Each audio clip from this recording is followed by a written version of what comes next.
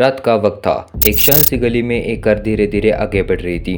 Car के अंदर एक आदमी बैठा था, clean shave, well dress and face पर एक अच्छी स्माइल, लेकिन आंखों में एक अजीब सा कॉन्फिडेंस। अगर तुम उसे रास्ते में देखो तो शायद तुम्हें लगे ये कोई लॉ प्रोफेसर, एक वेल सेटल इंसान होगा, पर असल में ये था टेड बंडी। वो इंसान जिसके नाम से अमेरिका का हर एक स्टेट कांप चुका था। एक ऐसा शैतान जो इंसानी चेहरे के पीछे छुप कर बैठा था और इसने दुनिया को ये साबित कर दिया कि केविल भी कभी कभी चार्मिंग हो सकता है।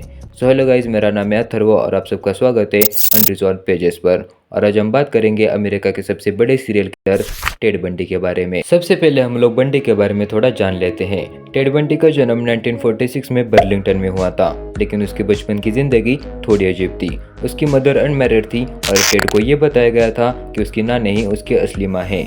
एक ऐसा इमोशनल कन्फ्यूजन जिसे हम भी समझ नहीं पा रहे, और इस इमोशनल कन्फ्यूजन में टेड का बचपन गुजरा था। बंडी हमेशा इंटेलिजेंट, स्मार्ट और लोगों से अच्छा बिहेव करता था। स्कूल और कॉलेज दोनों जगह वो एक ब्राइट स्टूडेंट के रूप में जाना गया। यूनिवर्सिटी ऑफ वाशिंगटन में उसने साइकोलॉजी पढ़ी और सबको ये लगता था कि एक दिन ये लड़का एक सक्सेसफुल इंसान बनेगा। लेकिन टेड के दिमाग में कुछ अलग ही चल रहा था।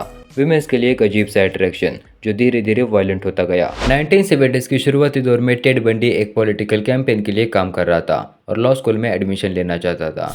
उसका आउटवर्ड बिहेवियर परफेक्ट था, चार्मिंग, कॉन्फिडेंट एंड डिसिप्लिन, लेकिन इस चार्मिंग मास्क के पीछे एक सीरियल किलर पर रहा था। 1974 अमेरिका का वो साल जब बंडी ने अपनी किलिंग शुरू की। उसकी शिकार मोस्टली कॉलेज की यंग लड़कियां थी। सब मर्डर्स का एक ही पैटर्न और एक ही तरह का लुक।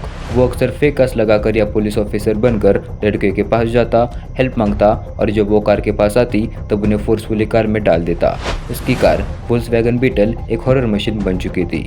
बंडी अपने विक्टिम्स को ब्रूटली मारकर उनकी बॉडीज माउंटेनियस एरियाज में फेंक देता। जैसे जैसे टाइम आगे बढ़ा, मर्डर्स भी बढ़ते गए। वॉशिंगटन, ओरेगन, कोलोराडो, बंडी हर जगह अपने एक साइलेंट टेरर फैलाता गया। पुलिस डिपार्टमेंट के पास क्लूज थे, लेकिन बंडी का चार्मिंग बिहेवियर और इंटेलिजेंस उन्हें भी कंफ्यूज करता था। लेकिन 1978 ये वो साल था जब टेड बंडी ने अपना लास्ट मर्डर किया।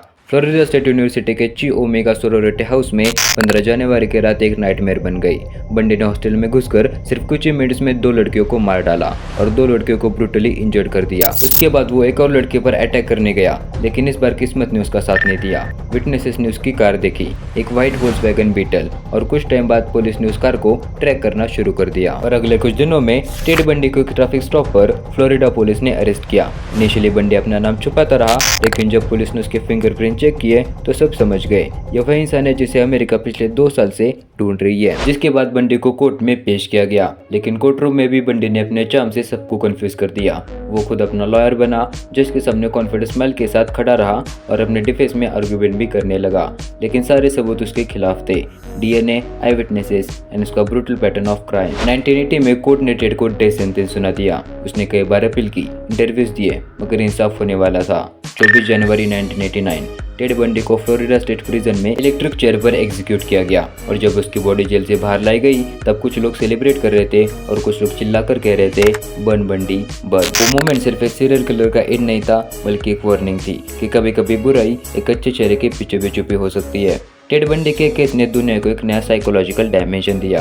एक ऐसा सीरियल किलर जो बाहर से तो इंटेलिजेंट और अट्रैक्टिव था, पर अंदर से एक साइकोपैथ। आज भी क्रिमिनल साइकोलॉजी के स्टूडेंट्स बंडी के माइंड को समझने की कोशिश कर रहे हैं, लेकिन सच तो ये है, टेड बंडी सिर्फ एक नाम नहीं बल्कि एक मास्क था। एक ऐसा मास्क जो इंसानी मुस्कान के पीछे डेविल छुपाता था। बाय द वे, आप सबको ये वीडियो अच्छी लगी हो तो लाइक और सब्सक्राइब करके हमारे साथ जुड़े रहिए, जहाँ हम लाते रहेंगे ऐसी क्राइम स्टोरीज सिर्फ अनरिजॉल्व पेजेस पर।